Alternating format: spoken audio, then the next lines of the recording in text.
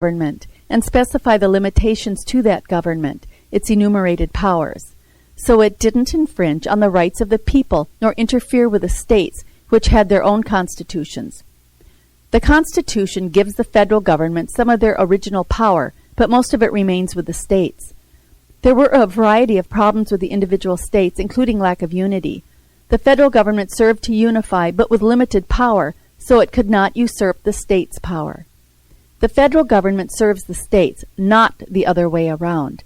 But it is incumbent upon the states to make sure the federal government stays within its enumerated powers. The states are to make sure the Constitution is followed. It seems as if things are flipped around today. It is the states that have most of the power, but the federal government is not checked as it should be. If more people understood this, would we have the overgrown federal bureaucracy that we have today? I dare say that Benjamin Franklin would be disappointed. There appears to be too many today that do not know what we have, or what we are, or what our rights and duties are, and this puts our liberties at risk. The importance of American citizens learning about the Constitution cannot be overstated. George Washington wrote to John Augustine Washington on May 31, 1776, "A constitution founded on these principles introduces knowledge among the people and inspires them with a conscious dignity becoming free men. A general emulation takes place, which causes good humor, sociability, good manners, and good morals to be general. That elevation of sentiment inspired by such a government makes the common people brave and enterprising. That ambition, which is inspired by it, makes them sober, industrious, and frugal." After hearing those words of Washington's, wouldn't anyone be inspired to want to learn all about this great document, the Constitution? Studying and understanding the Constitution for its original intent is crucial if we want to keep our liberties. It is of paramount importance to teach our youth and the all too many adults who seem to be derelict in their knowledge of this great document, even some of our congressmen, it would seem. Without this knowledge, it is impossible to keep our representatives and the president honest and the government from becoming tyrannical. A people knowledgeable about what we have, who we are, and what our rights and duties are necessary for the success of this republic. And that is your constitutional moment.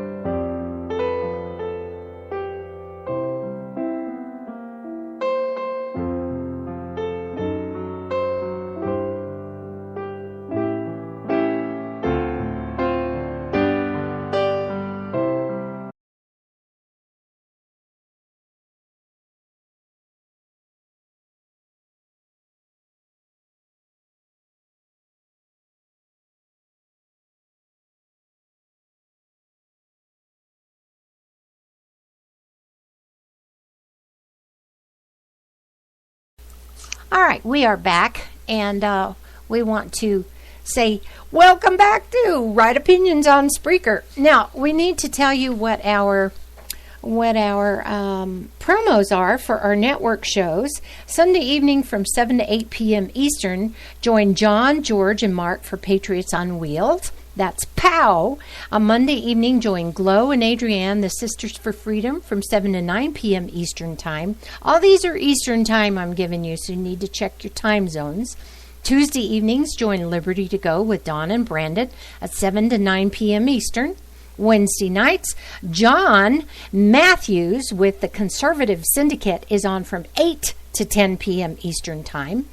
Thursday evenings, listen to Homefront with Cynthia Davis from 7 to 8 p.m. Eastern Time. And Friday nights, we feature two shows. Dr. Robert Cardoso Live from 7 to 9 p.m. Eastern. And then later, from 10 to 11 p.m. Eastern, you will enjoy Hard Drive with Suzanne Posel. All right, well, welcome back to Right Opinions on Spreaker with Roland, Mary, Mona, Teresa, and I'm Marcia.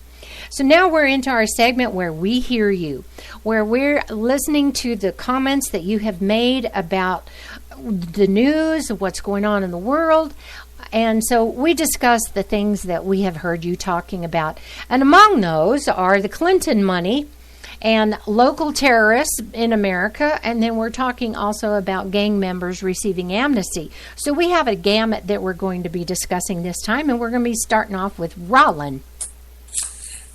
Well, one of the things I want to get out there is this Clinton Cash book is going to be totally reviewed tomorrow evening on the Brett Bear Show at 10 p.m. Eastern Standard Time. And you'll really get a feel, I'm sure, of what has been going on with the Clintons over the years. And as it was mentioned earlier, we have three major, two newspapers, and two of which are liberal newspapers that are reporting this big time. This is a big deal when it comes to Clintons, and I think will hurt her. She'll get her 30% vote, but there's so much going wrong with her and things coming out about all the wrong things that they've done. Now, one of the things that just hit me right in the face was that she did a deal, according to this book. Now, we're going to find out more about it, and I'm sure she did do it, but it enabled Russia to get 20% of our uranium. And these are things that are just unspeakable that she has done, her and her husband have done in the past. They're worth hundreds of millions of dollars, and now you don't get those from governments and companies unless you do something for them, because people just aren't that charitable. But this was brought out too earlier. Christian Powers, who's a Democrat, who's on Fox and also writes articles. She wrote an article about condemning the Clintons for what they've been doing in terms of receiving money for gratuities. And believe me, they are. They can lie about it all they want to, but common sense tells you that people don't get millions of dollars without doing something for it. And what it is doing things that are pretty well close to illegal, if not completely illegal. They're immoral. And so I want to repeat that one thing, because the more we learn about this, the better we can talk to our neighbors about it intelligently. It's Brett Bear. He's on Fox News at 10 p.m. Eastern Standard Time. And he's going to be talking about Clinton's Cash, the book by Peter Schweitzer. And he's really, this is really dynamite stuff. So please listen to it if you will, listeners. And I have a list here. Who comes next? Teresa does. Teresa. Yeah, I got. You know why I couldn't see it is because I got a big T with a circle around it, Teresa. Yeah, it just amazes me that Hillary Clinton is even a consideration for president when you look at all of their history and the criminal things, in my opinion, that they have been involved with. For 3 years in a row, and it started in 2010, the Clinton Foundation reported to the IRS that it got no money from foreign and U.S. governments. A total lie. Several foreign governments donated tens of millions of dollars to the foundation. And, Bill Clinton gets millions of dollars speaking. And you know that while Hillary Clinton was Secretary of State, his fees for the money he was paid for speaking doubled. You tell me there wasn't some reason why. And that Uranium One, that's the company that you're referring to, Roland, in the book. And I did a little bit of research on it. and it was, Bill Clinton and some Canadian mining industry leaders, they built and financed this company, and then they sold it to Russia, and it affected, like you said, 20% of our uranium. One of them is a 35,000-acre ranch owned by a John Christensen in near Gillette, Wyoming. Well, now Russia has the mining rights to his property. The sale gave them like 1/5 of the uranium produced in the United States. And what makes it bad is, because it involved uranium, there had to be approval from several different government agencies. And isn't it ironic that one of the ones that signed off on it and approved it was Secretary of State Hillary Clinton? $2.35 million have been donated to the Clinton Foundation by foreign governments. It's just mind-boggling to me. I don't see how people even consider her for her dishonesty and all the things that they've been involved with. It just, like you said, that people have a short memory and they forget about it. And I want to flip to the illegal immigrants that were granted amnesty on the deferred action for childhood arrivals. Out of 2,059 criminals arrested, 23 were beneficiaries of that amnesty. That number doesn't sound so bad by itself, but then when you go to look at the other immigrants that have been granted amnesty and the recommitting rates of crime, it's mind-boggling. And then you get to the ICE-released illegals, and oh my gosh, 9,187 drug convictions, 303 kidnapping convictions, 193 homicide convictions, and these are all convictions. We're bringing these people over here and they're coming, we're letting them stay, and they're committing crime after crime after crime, and we'll let all these illegals, I say, kick them out, and let's go rescue them Christians and bring them over here. I'd much prefer to allow them into our communities than the others.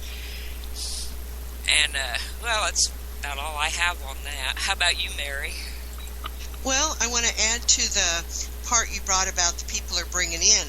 The news this week was there's 21 gang members. They're known gang members for drugs, murder, etc., that they knew that they went ahead and brought in on this campaign. And one of them this week, it was arrested for not one, but 4 murders. And he was the head of a gang in his country, Mexico, and they knew that when they not only bring these people in, they airlift them in. They take our tax money to airlift them in. And then you know what comes next. The shelter, the food, everything. They've given everything so that they can stay here and continue promoting their gangs here. But I want to go back to the Clinton cash a little bit. This Mr. Schweitzer that wrote it, I don't know if you realize it, but the day that when it's being released is the same day that ex-President Bill Clinton and his daughter Chelsea are hosting the Clinton Global Initiative with donors in Morocco.